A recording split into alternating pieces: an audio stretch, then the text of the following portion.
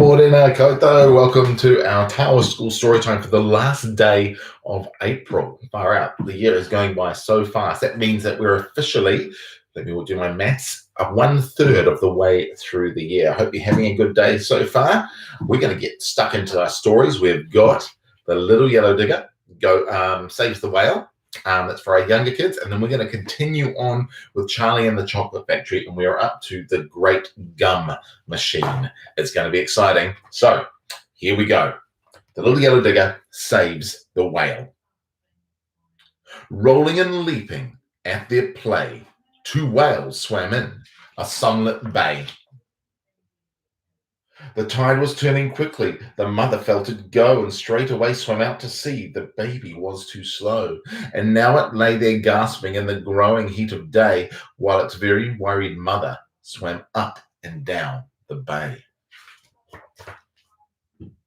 But the Little Yellow Digger was not very far inland. Its driver had a message to go and lend a hand.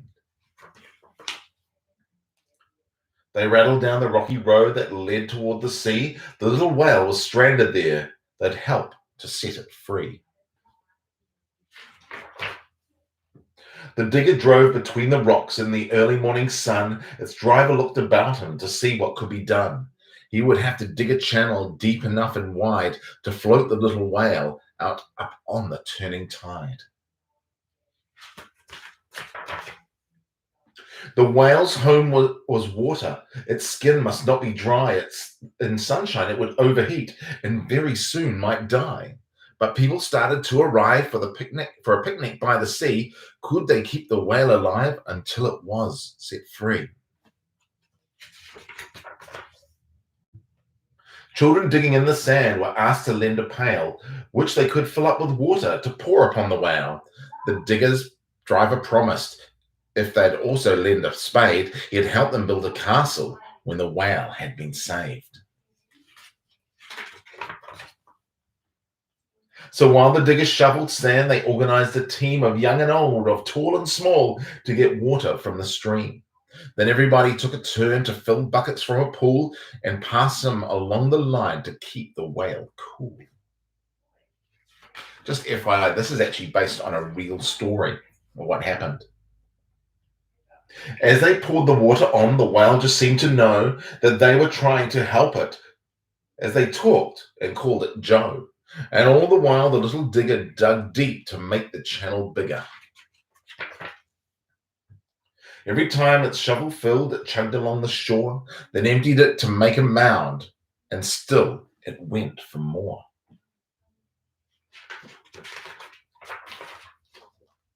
The digger now had dug a trench deep enough and wide to float the little whale out upon the turning tide.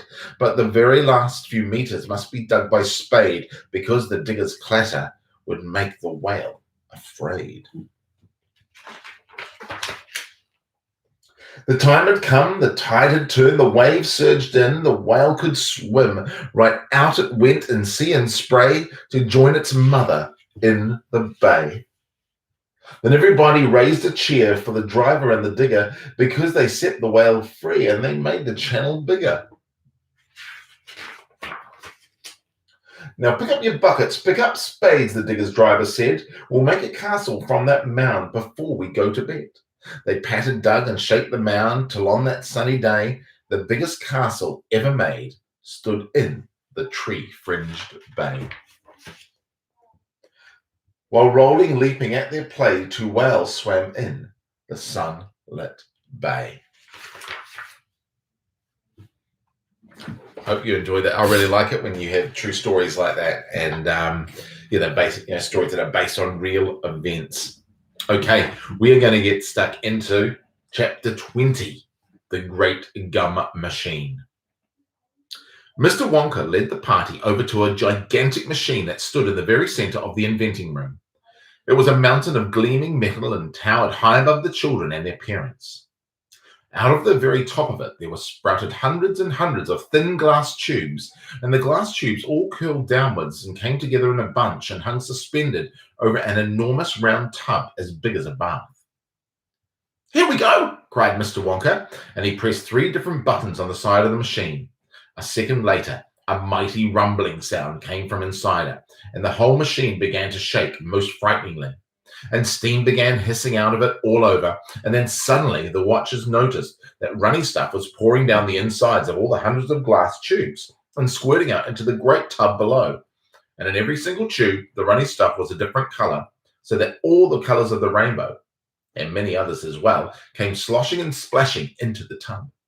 It was a lovely sight, and when the tub was nearly full, Mr. Wonka pressed another button, and immediately the runny stuff disappeared, and a whizzing, whirring noise took its place. Then a giant whizzer started whizzing around inside the enormous tub, mixing up all the different color liquids like an ice cream soda. Gradually, the mixture began to froth. It turned frothier and frothier. It turned from blue to white to green to brown to yellow, then black to blue again. "Watch," said Mr. Wonka.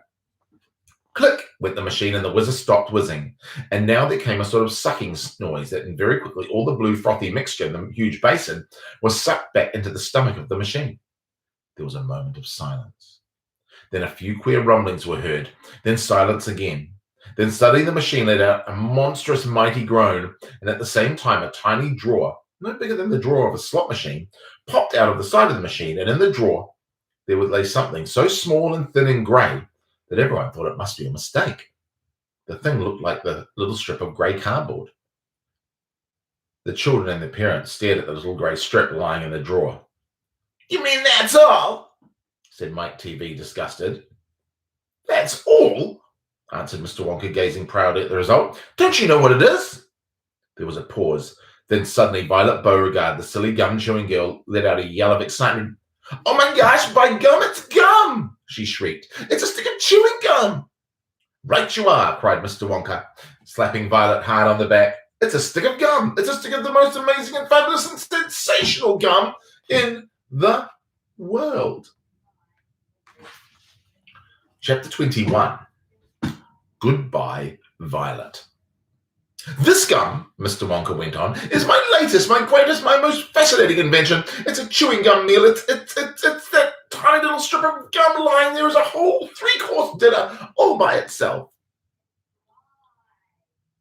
"What sort of nonsense is this?" said one of the fathers. "My dear sir," cried Mr. Wonka, "when I start selling this gum in the shops, it'll change everything. It'll be the end of kitchens and all cooking. There'll be no more shopping to do, no more buying of meat and groceries. There'll be no knives and forks or meal times, no plates, no washing up, no rubbish, no mess, just a little strip of Wonka's magic chewing gum.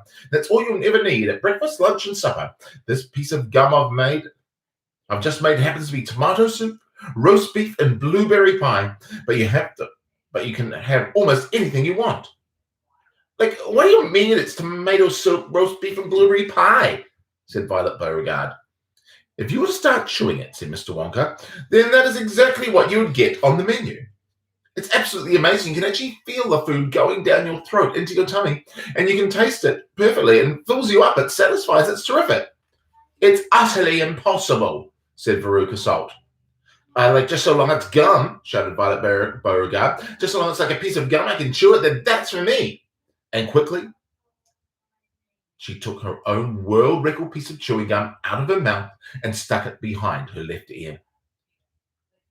"Come on, Mr. Wonka," she said. "Hand over that magic gum of yours and we'll see if this thing works." Now, Violet," said Mrs. Beauregard, her mother, "don't do anything silly, Violet." "I want the gum," Violet said obstinately. "What's so silly?" "I would rather you didn't take it," Mr. Wonka told her gently. "You see, I haven't got it quite right yet. There are still one or two things." "Oh, blazes with that," said Violet, and suddenly, before Mr. Wonka could stop her, she shot out a fat hand, grabbed the stick of gum out of the little drawer, and popped it into her mouth. At once, her huge, well-trained jaws started chewing away on it like a pair of tongs. "Don't!" shouted Mr. Wonka.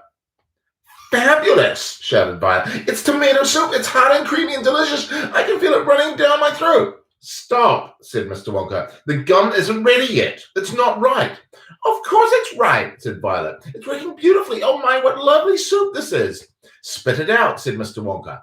It's changing," shouted Violet, chewing and grinning both at the same time. "The second course is coming. Oh my gosh, it's roast beef. It's tender and juicy.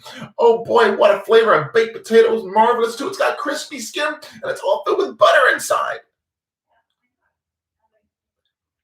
But how interesting, Violet, said Violet, Mrs. Beauregard. You're a very clever girl. Keep chewing, baby, said Mr. Beauregard. Keep right on chewing. This is a great day for the Beauregards. Our little girl is the first person in the world to have a chewing gum meal. Everybody was watching Violet Beauregard as she stood there chewing this extraordinary gum. Little Charlie Bucket was staring at her, absolutely spellbound, watching her huge rubbery lips as they pressed and unpressed with the chewing, and Grandpa Joe stood beside him, gaping at the girl. Mr. Wonka was wringing his hands, going, No, no, no, no, no, no, no, no. It's not ready for eating. It isn't right. You mustn't do it. Oh, blueberry cream and blueberry pie and cream, shouted Violet. Here it comes. Oh, my, it's perfect. It's beautiful. It's exactly as though I'm swallowing it. It's as though I'm chewing and swallowing great big spoonfuls of the most marvelous blueberry pie in the world. Good heavens, girl, shrieked Mrs. Beauregard, suddenly staring at Violet. What's happening to your nose? Oh, do be quiet, Mother, and let me finish, said Violet. It's turning blue, screamed Mrs. Beauregard. Your nose is turning blue as a blueberry. Your mother is right, shouted Mr. Beauregard. Your whole nose has gone purple. What do you mean, said Violet, still chewing away. Your cheeks, screamed Mrs. Beauregard. They're turning blue as well, so is your chin. Your whole face is turning blue. Spit the gum out at once, ordered Mr. Beauregard. Mercy, save us! The girl's going blue and purple all over, yelled Mrs. Beauregard. Even her hair is changing color. Violet, you're turning violet. What is happening to you? I told you I hadn't got it quite right, sighed Mr. Wonka, shaking his head sadly. I'll say you haven't, cried Mrs. Beauregard. Just look at the girl now. Everybody was staring at Violet, and what a terrible, peculiar sight it was. Her face and hands and legs and neck, in fact, the skin all over her body, as well as the great big mop of curly hair, had turned a brilliant purplish color, the color of blueberry juice. It always goes wrong when we come to the dessert, sighed Mr. Wonka. It's the blueberry pie that does it. I'll get it right one day. You wait and see. Violet! Screamed Mrs. Beauregard. You're swelling up! I feel sick, Violet said. You're swelling up, screamed Mrs. Beauregard again. I feel like most peculiar, gasped Violet. I'm not surprised, said Mr. Beauregard. Great heavens, girl, screeched Mrs. Beauregard. You're blowing up like a balloon. Like a blueberry, said Mr. Wonka. Call a doctor, shouted Mr. Beauregard. Prick her with a pin, said one of the other fathers. Save her, cried Mrs. Beauregard, wringing her hands.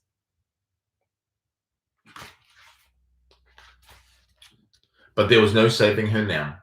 Her body was swelling up and changing shape at such a rate that within minutes it turned into something less than an enormous round blue ball, a gigantic blueberry, in fact. And all that remained of Violet Beauregard herself was a tiny pair of legs and a tiny pair of arms sticking out of the great round fruit and little head on top. It always happens like that, sighed Mr. Wonka. I've tried 20 times in the testing room on 20 Oompa Loompas, and every one of them finished up as a blueberry. It's most annoying. I just can't understand it. But I don't want a blueberry for my daughter, yelled Mrs. Beauregard, put her back to where she was this instant. Mr. Wonka clicked his fingers, and 10 Oompa Loompas immediately appeared by his side. Roll Miss Beauregard into the boat, he said to them, and take her along to the juicing room at once. The juicing room, cried Mrs. Beauregard. What are they going to do to her there? Squeeze her, said Mr. Wonka. We've got to squeeze that juice out of her immediately. After that, we'll just have to see how she comes out. But don't worry, my dear Mrs. Beauregard. We'll get her repaired if it's the last thing we do. I'm sorry about it all. I really am. Already, the 10 Oompa Loompas were rolling the enormous blueberry across the floor of the inventing room towards the door that led to the chocolate river, where the boat was waiting. Mr. and Mrs. Beauregard hurried after them. The rest of the party, including little Charlie and Grandpa Joe, stood absolutely still and watched them go. Listen, Charlie whispered. Listen, Grandpa. The Oompa Loompas in the boat outside are starting to sing. The voices, 100 of them singing together, came loud and clear into the room. Dear friends, we surely all agree there's almost nothing worse to see than some repulsive little bum who's always chewing gum. It's very near as bad as those who sit around and pick their nose, so please believe us when we say that chewing gum will never pay. The sticky habit's bound to send the chewer to a sticky end. Did any of you ever know a person called Miss Bigelow. This dreadful woman saw no wrong in chewing all day long. She chewed while bathing in the tub. She chewed while dancing at her club. She chewed in church and on the bus. It really was ludicrous. And when she couldn't find her gum, she'd chew up the linoleum or anything that happened near a pair of boots, a postman's ear, or other people's underclothes. And once she chewed her boyfriend's nose, she went on chewing till at last her chewing muscles grew so vast that from her face her giant chin stuck out just like a violin. For years and years she chewed away, consuming 50 bits a day, until one summer's eve, alas, a horrid business came to pass. Miss Bigelow went late to bed. In half an hour she lay and read, chewing and chewing all the while, like some great clockwork crocodile. At last she put her gum away upon a special little tray and settled back and went to sleep. She managed this by counting sheep, but now how strange, although she slept, those massive jaws of hers still kept on chewing through the night, even with nothing there to bite and whip. They were, you see, in such a groove, they positively had to move, and very grim it was to hear, in pitchy darkness, loud and clear, the sleeping woman's great big trap, opening and shutting, snap, snap, snap, faster and faster, chop, chop, chop. The noise went on. It couldn't stop until at last her jaws decided to pause and open extra wide, and with the most tremendous chew, they bit the lady's tongue in two. Thereafter, just from chewing gum, Miss Bigelow was always dumb and spent her life shut up in some disgusting sanatorium, and that is why we'll try so hard to save Miss Violet Beauregard from suffering an equal fate. She's still quite young. It's not too late, providing she survives the cure. We hope she does. We can't be sure. Chapter 22 is Along the Corridor, and we are going to carry on with that next time. Though it's tomorrow, Friday. It'll be the first day of May. Well, I hope you guys have a great day today. Thanks for joining us for story time, and we'll catch you all tomorrow. Ka kite anō.